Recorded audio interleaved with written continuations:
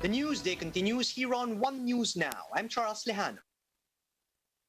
Vegetable prices have started to shoot up after the onslaught of Jolina and Kiko. Meanwhile, fish producers are assuring the public of stable fish prices and supply. Shaila Francisco joins us live from Makati to give us more details on this. Good afternoon, Shaila. Happy Monday. Could you tell us more about these price increases? Charles, prices of some vegetables rose by 10 to 30 pesos following heavy rains brought by tropical cyclones Jolina and Kiko last week. The Agriculture Department estimates that Jolina left 613 million pesos worth of damages and losses in Calabarzon, Central Luzon, Bicol Region, Western Visayas, and Eastern Visayas. Rice crops were most affected, followed by high-value crops and corn. Meanwhile, Kiko's initial damage to the agri-sector in Cagayan is estimated at 6.5 million pesos, affecting more than 660 hectares of land and almost 600 farmers. The DA is looking for other areas to source the vegetables as price hikes are expected to begin this week. Meanwhile, fish producers assure the public that supply and prices will remain stable despite the two typhoons. The Taalik Aquaculture Alliance Incorporated said Jolina destroyed over 1,000 cages, affecting about 20% of the total production area. They were able to produce about 200 tons of tilapia and bangus prior to the typhoons. Fish pond farmers in Pampanga said they can help fill in the deficiency in supply in Metro Manila. Bangus prices are currently at 120 to 160 pesos per kilo, while tilapia is at 90 to 130 pesos. Charles, for now, fish producers are appealing to the public to prioritize buying local varieties, saying that weak demand continues to affect their sales. Charles? Thanks for those updates, Shaila. That was Shaila Francisco reporting live from Makati. Presidential Advisor for Entrepreneurship, Joy Concepcion, once again stresses the need to reopen the economy amid the pandemic. In today's Go Negosyo Forum, Concepcion said the move will provide the government the much-needed funds for its COVID-19 response. He also vouched for the planned granular lockdown system as the best way to, quote, coexist with the virus. Health experts and government officials have been in a tug of war on whether to ease lockdown restrictions or to allow people to work again. Patience is running out. People are losing their cool. If we are unable to find that solution, I don't think the government can continue funding massive amounts on all of these medical expenses, from testing to tracing to vaccination, the ayudas, and the list goes on. The Food and Drug Administration warns the public against the use of nasal sprays that claim to be effective against COVID-19.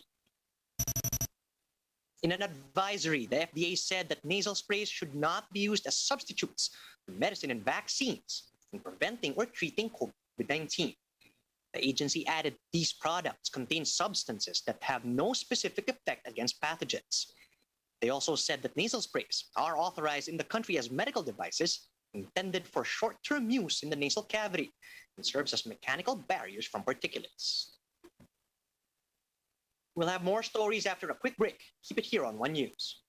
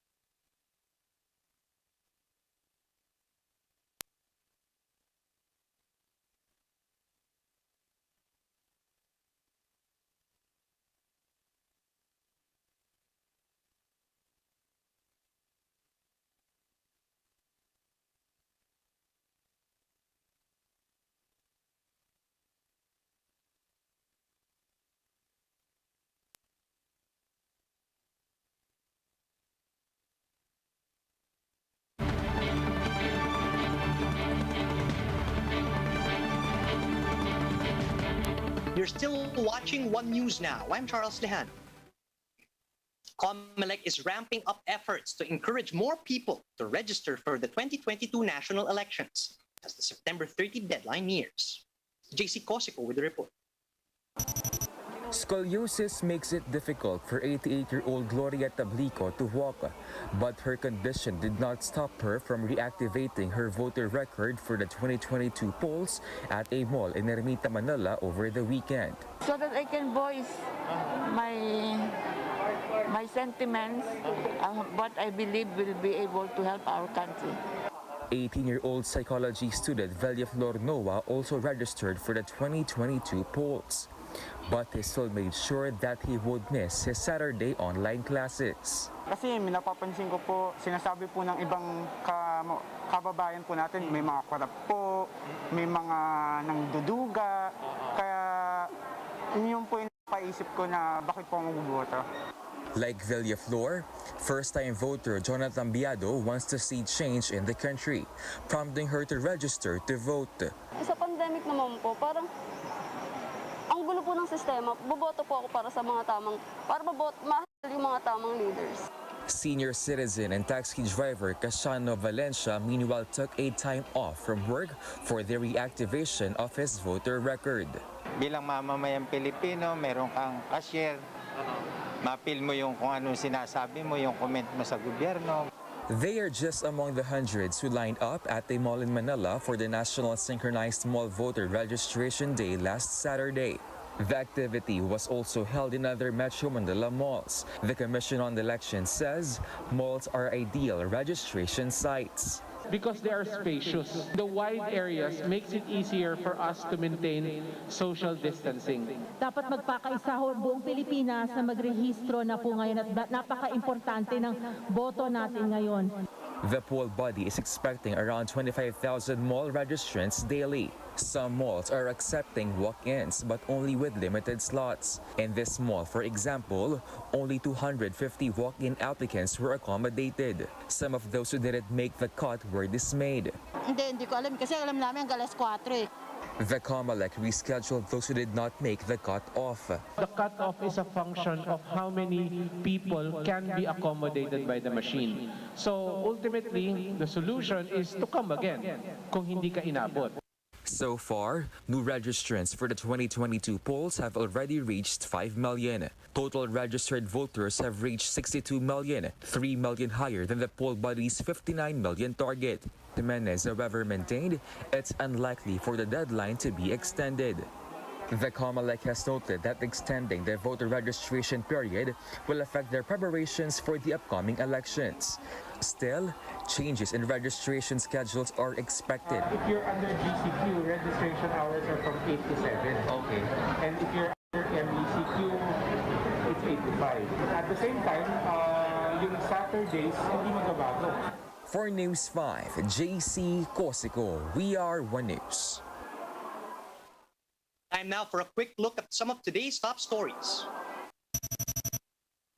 Former presidential economic advisor Michael Yang skipped today's Senate hearing to the anomalous government purchase of medical items. Yang's counsel, attorney Raymond Fortun, says the businessman was advised by his doctors not to attend after his blood pressure shot up. The former Malacanang official previously denied direct links to Pharmaly, which was allegedly favored in government deals. At least 640 more cases of the Delta COVID-19 variant have been confirmed, making up over 85% of the recently sequenced batch. Authorities said 584 cases are local, 52 are returning Filipinos from abroad, and the remaining 4 are still under verification. And the total count of the Delta variant infections in the country now stands at 2,708, with Metro Manila having the most cases. And Education Secretary Leonor Briones described the school opening today as a, quote, celebration of victories and successes. This is the second time that the country opened a school year with a blended learning scheme due to the ongoing pandemic. Recall that Briones drew flag last year, claiming victory over the virus while students and teachers struggled to adjust. For more updates, visit News 5, the Philippine Star, and Business World online.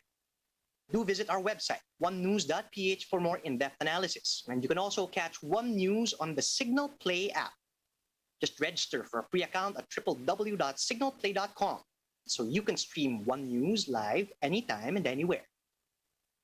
Mask on, wash hands, and stay safe, Philippines. I'm Charles Lejano. We are One News.